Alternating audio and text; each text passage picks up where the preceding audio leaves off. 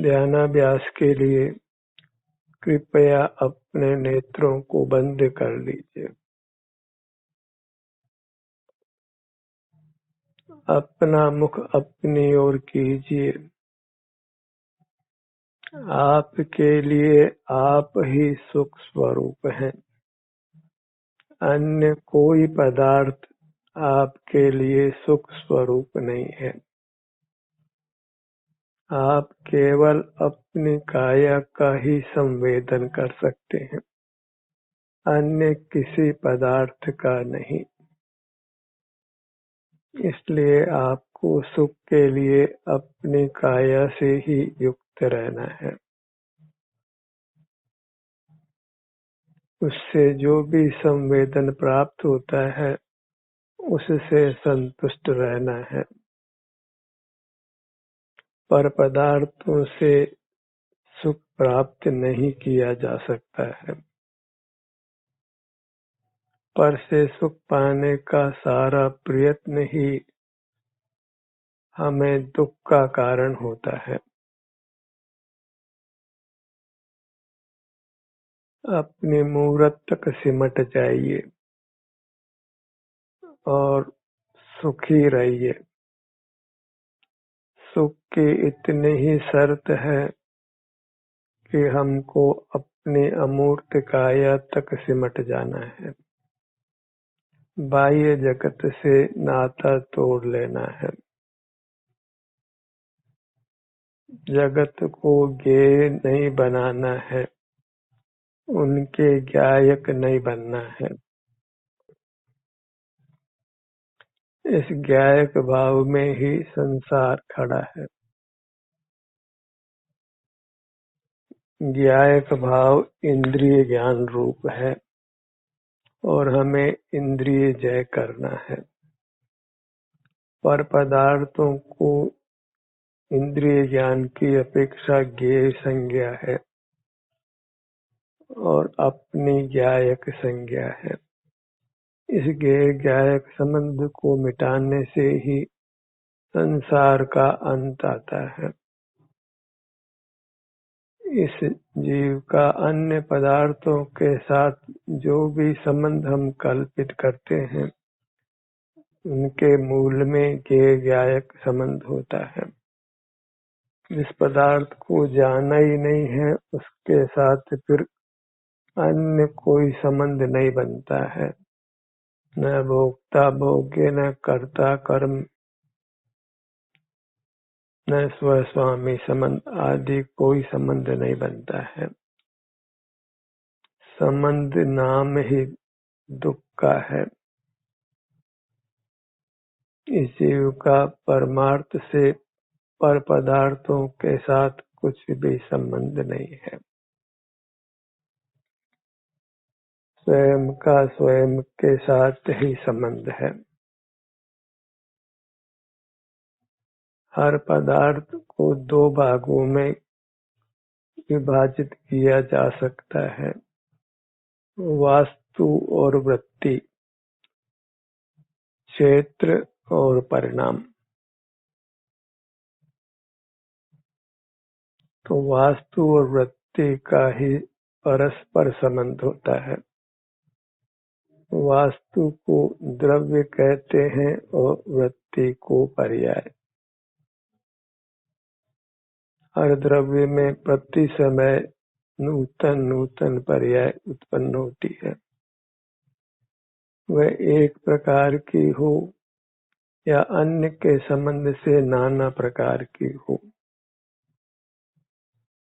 पर जब हम पर के साथ संबंध नहीं जोड़ते हैं तो हमारी वृत्ति एक रूप ही होती है और सुख स्वभाव होने से हमारी वृत्ति एक सुख रूप होती है।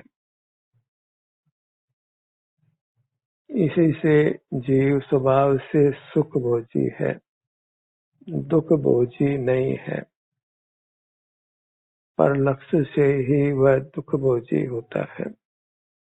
सुखी होने के लिए हमें बस पर का लक्ष्य छोड़ना है, वही इंद्रिय ज्ञान को छोड़ना है, वही इंद्रिय संयम है। इंद्रिय संयम ही वास्तविक संयम है, जिससे जीव संयमी होता है। जो भी संयम अंगीकार करते हैं, साधु वेश धारण करते हैं, वे इंद्रिय ज्ञान का निरोध करते हैं। उनकी क्षण क्षण वृत्ति अंतर्मुख होती है।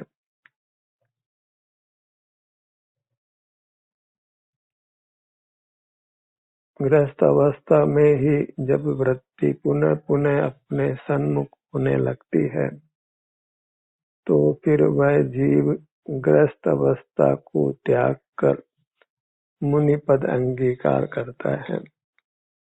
और फिर जो थोड़ा बहुत अंतराल होता है, थोड़ी बहुत बहिर्मुखता होती है, उसको भी समाप्त कर वह जिनेंद्र होता है। तो जिनेंद्र होने में कारण एक स्व सन्मुख रहना है, अपने विस्तार से युक्त रहना है। अपने विस्तार को पहचानिए और उसके ही सन्मुख रहिए। इसके किसी भाग से युक्त रहिए। मोक्ष मार्ग में अपना कतिपय प्रदेशों से ही ग्रहण होता है। सर्वांग मूर्ति का अनुभव हमको कर्म के बंद अवस्था में नहीं होता है। मोक्ष मार्ग का यही प्रकार है, और कर्म का संबंध मिटने पर सर्वांग मूर्ति का युगपत संवेदन होता है। प्राय यही प्रश्न होता है कि आप अंग अंग कर अपना ध्यान क्यों करते हैं? ये खंड का ध्यान हो गया, जबकि हम अखंड पदार्थ हैं। उसका समाधान यही है कि कर्म के संबंध से सर्वांग मूर्ति का अनुभव होना शक्य नहीं है, और सर्वांग मूर्ति का ही आप आश्रय करना चाहते हैं, तो सदमस्त अवस्था में आप अपना अनुभव कर ही नहीं सकते हैं। मोक्ष मार्ग की यही विधि है कि हमको अपने को कतिपय प्रदेशों से ही ग्रहण करना है।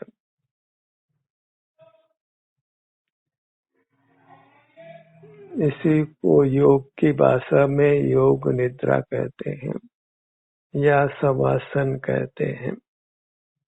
सबकी तरह निश्चेष्ट होकर के अंतर में विहार करना है, अपने से जुड़कर फिर बाहर के जगत के संबंध में निद्रालु हो जाना है, ज्ञेयों के ज्ञान से रहित हो जाना है।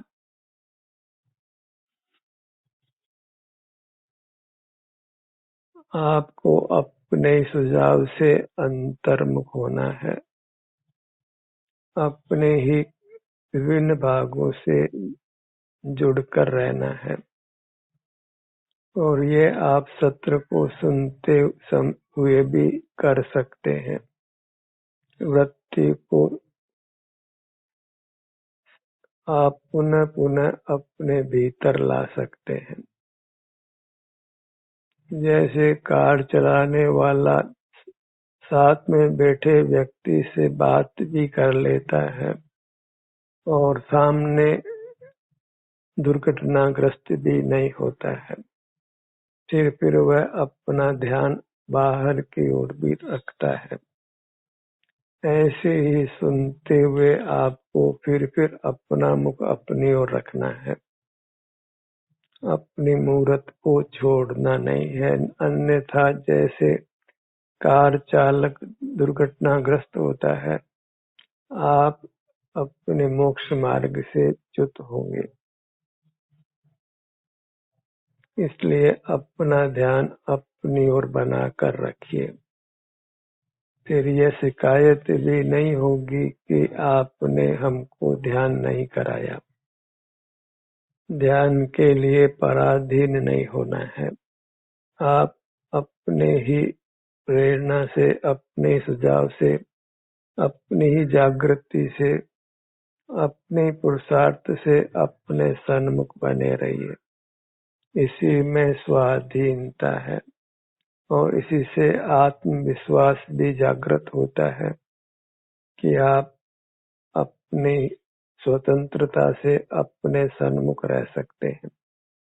फिर आप कहीं भी हो, कैसे भी हो, कुछ भी कर रहे हो, अपना ध्यान पुनः पुनः अपनी ओर ला सकते हैं और ये अभ्यास करना योग्य है, क्योंकि लोक में रहते हुए हमें नाना कार्यों से भी संलग्न रहना होता है और ऐसी स्थिति में उन कार्यों को करते हुए बीच बीच में अपना मुख अपनी ओर करते रहना है। सर्वथा बाह्य कार्यों से संलग्न होना योग्य नहीं है। एक योग्य कार चालक की तरह आपको मोक्ष मार्ग में चलना है। इस योग्य कार चालक साथ में बैठे यात्री से बात करके भी दुर्घटनाग्रस्त नहीं होता है, क्योंकि वह सड़क पर दृष्टि को कायम रखता है। ऐसे आप अपनी दृष्टि को अपने पर कायम रखिए और स्वाधीनता से करिए, तो स्वाधीनता से आप मोक्ष भी पालेंगे, क्योंकि हमारा लक्ष्य पूरी तरह अंतर्मुख होने का है, पूरी तरह स्वाश्रित होने का है, पूरी तरह आत्मनिर्भर होने का है। पांव से मस्तक तक ये अपना आत्मा है, उसी पर निर्भर होना है, उसी के आश्रय से जीना है। और परमात्मा भी अपना ही सुख अनुभव करते हुए रहते हैं। जगत का नाता उन्होंने तोड़ दिया है। भले ही यह मोही जगत भगवान को सर्वज्ञ कहता हो, तो सर्वज्ञ के अर्थ में इतना ही लेना कि वे अपनी संपूर्ण चिन्मूर्त के सुख को भोगते हैं। जगत को, लोकालोक को देखते जानते नहीं है। वही परमात्मा का यथार्थ स्वरूप है। परमात्मा होकर हमको बस सर्वांग में अपने सुख का ही भोग होना है और वास्तव में जीव उसी से सुखी होता है। अपनी मूर्त से युक्त रहने से ही हमको अद्भुत अनुपम सुख मिलता है। इसमें पर का देखना जानना नहीं है, क्योंकि स्व पर का विलोम होने से स्व पर मुख नहीं हो सकता है, स्व पर प्रकाशकता युगपत नहीं हो सकती है, एक म्यान में दो तलवारें नहीं आ सकती है। सदमस्त जीव ही कभी पर प्रकाशक होता है, कभी स्व प्रकाशक होता है। पर जो मुक्त हो गए हैं वे मात्र स्व प्रकाशक होते हैं, अपना ही संवेदन करते हैं या उनको अपना संवेदन ही स्वतः होता है। उसमें फिर कोई बाधक कारण नहीं है। वहाँ मूर्त इंद्रियां नहीं है, इंद्रिय ज्ञान नहीं है और इस कारण से वे पर से अप्रभावी रहते हैं। मूर्त सही के संबंध होने से ही हम मूर्त से प्रभावित होते हैं और वह स्थिति पराधीनता की है। स्वाधीन स्थिति यही है कि हम जगत के पदार्थों से प्रभावित नहीं हो, क्यों प्रभावित होने में हम स्वाधीनता को खो देते हैं। हमारा जीवन अन्य के आश्रित हो जाता है। अपना ध्यान अपने मुखमंडल पर लाइए।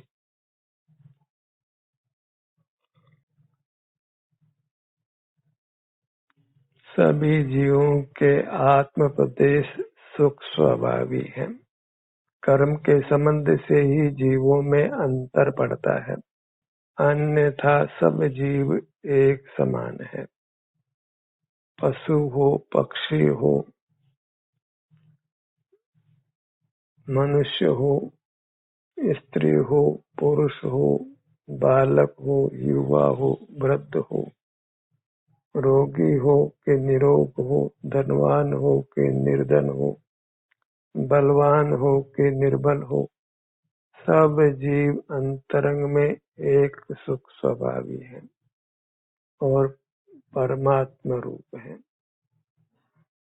जीवों में परस्पर भेद कर्म के संबंध से ही होता है। जो भी जीव अपनी ओर झुकता है, बहिर्मुखता को रोक देता है, वह परमात्मा हो जाता है। अपने ध्यान को अपने सिर के भाग पर लाइए।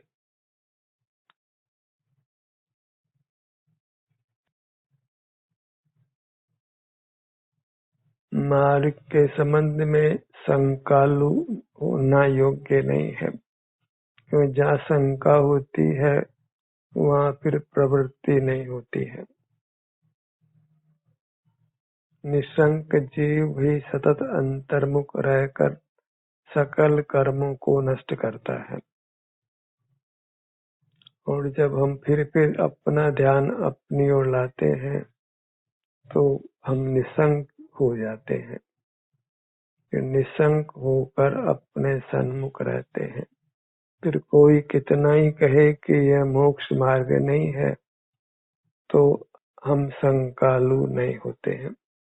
फिर हमको मोक्ष मार्ग से कोई च्युत नहीं कर सकता है।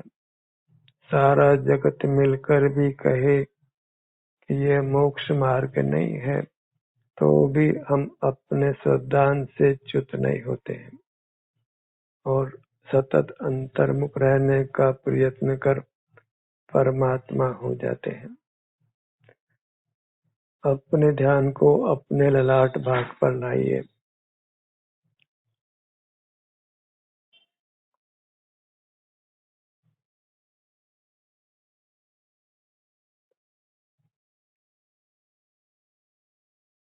जब हम बाह्य पदार्थों के ज्ञान से रहित हो जाते हैं, तो फिर अनजानी वस्तु के प्रति राग होना संभव नहीं है।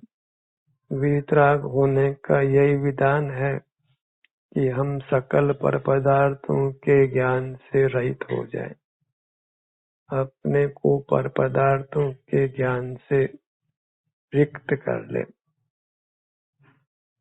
उसी को शून्य का ध्यान भी कहते हैं। वहाँ पर की अपेक्षा ही शून्यता है, और अपनी अपेक्षा तो हम अपने को ग्रहण करते हैं, अपने से रिक्त नहीं होते हैं। जीव अपने से केवल बहिर्मुख होकर रिक्त होता है, अन्यथा वह अपने से युक्त ही रहता है। अपने ध्यान को अपने भ्रू मध्य पर लाइए।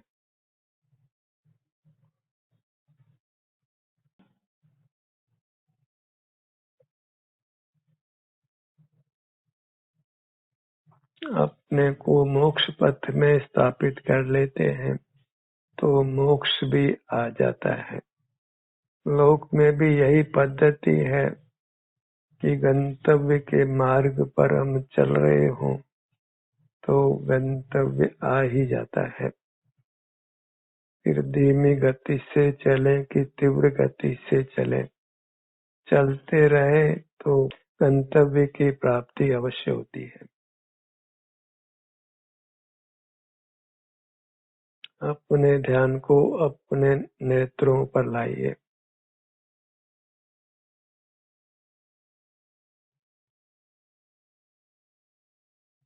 जैसे जैसे हम ध्यानाभ्यास करते हैं, वैसे वैसे आगे दो ध्यानों के बीच में अंतर कम होता जाता है और एक समय अंतर पूरी तरह मिट जाता है और वही परमात्मा दशा है।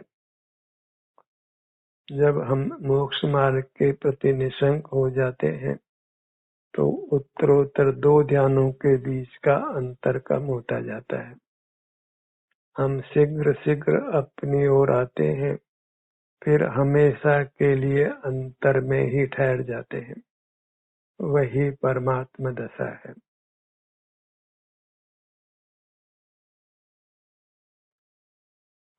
दोनों कानों का भाग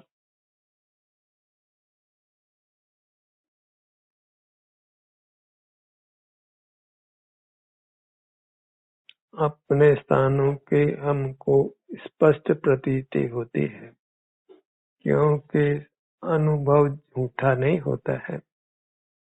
अनुभव से ही परीक्षा होती है। कोई बालक हो कि युवा हो कि वृद्ध हो, सबको जागृत स्थिति में अपने आत्म प्रदेशों की प्रतीति होती है।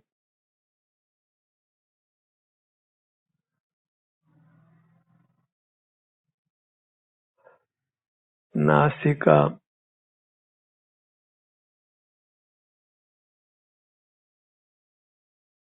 दोनों नथ में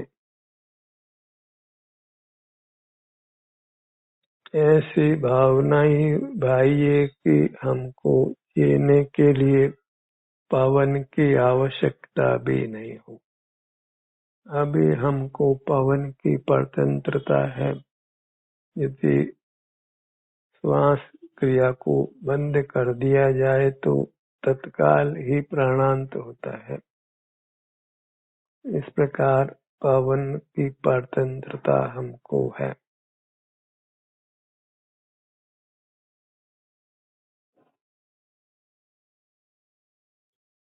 और जब स्वानुभव का पुरुषार्थ करते हैं, अपने आभ्यंतर से के सुख दुख को भोगते हुए रहते हैं, तो कर्म का संबंध मिट जाता है और पवन की आवश्यकता भी समाप्त हो जाती है। फिर वास्तव में हम इस लोक के प्राणी नहीं रहते हैं, फिर अपनी चिन्ह मूर्त के ही प्राणी रहते हैं। और इस चिन्ह मूर्त को ही लोकातीत कहते हैं।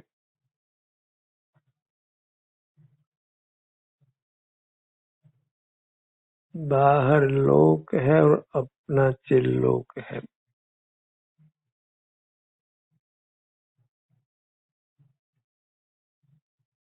चिल लोक सुखमय है और लोक निस्सार है, सुखमय नहीं है। तो लोक को छोड़कर अपने चिल लोक के आश्रित जीना है। दोनों होठों का भाग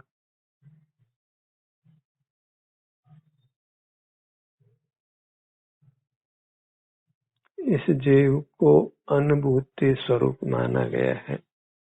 संसारी प्राणी ही कर्म के संबंध से ज्ञान करते हैं, इंद्रिय ज्ञान करते हैं। मोक्ष मार्ग में और मोक्ष में जीव स्वानुभव रूप है, अनुभूति स्वरूप है और वही जीव का शुद्ध स्वरूप है। अनुभव अपने सुख का है।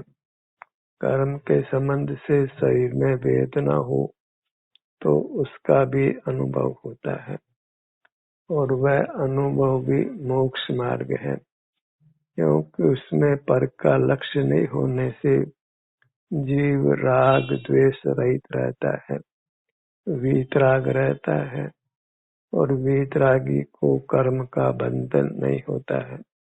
वह कर्मों से मुक्त ही होता है। मुख के भीतर अपने ध्यान को तालु के भाग पर लाइए।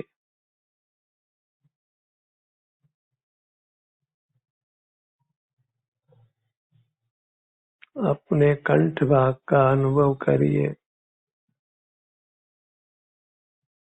आप परमात्मा से जुड़े हुए हैं।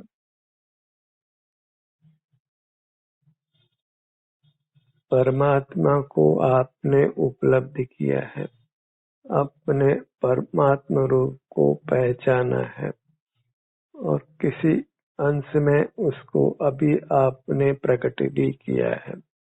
जहाँ अपने शरीर का संवेदन है, वहाँ हम इन्हीं अंशों में आज परमात्मा है। ये अंश ही बढ़ते बढ़ते फिर पूर्ण परमात्मा पद प्रकट होता है। बूंद बूंद करके ही घड़ा भरता है। प्रथम बूंद की भी उपेक्षा नहीं कर सकते हैं, क्योंकि प्रथम बूंद के बिना फिर घड़ा नहीं भर सकता है। इसलिए हमारा मोक्ष मार्ग में जो स्वानुभव का पुरुषार्थ है, हर स्वानुभव के पर्याय का मुक्ति में योगदान होता है। किसी भी स्वानुभव की पर्याय को हीन नहीं माना जा सकता है। हर स्वानुभव की पर्याय मोक्ष मार्ग रूप है और इस हेतु से वह पूज्य भी है। अपने ध्यान को अपने सीने के भाग पर लाइए।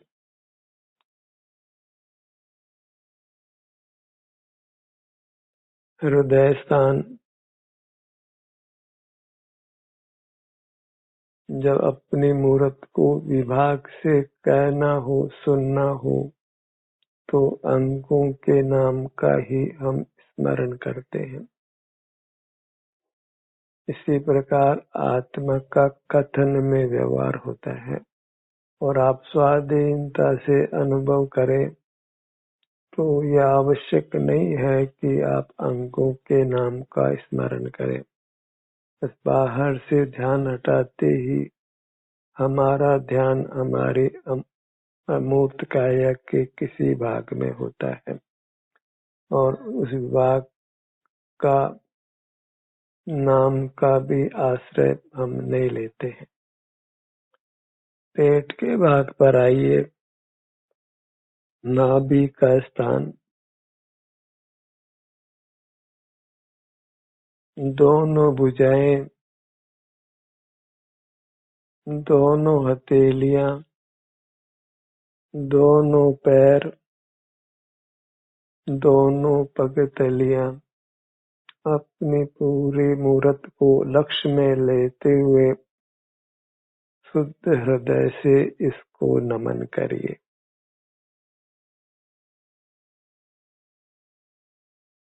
और अपनी मूर्त ही वास्तव में मंगल है, उत्तम है और शरणभूत है। ध्यान का सत्र यही समाप्त होता है। आपकी सहभागिता के लिए धन्यवाद।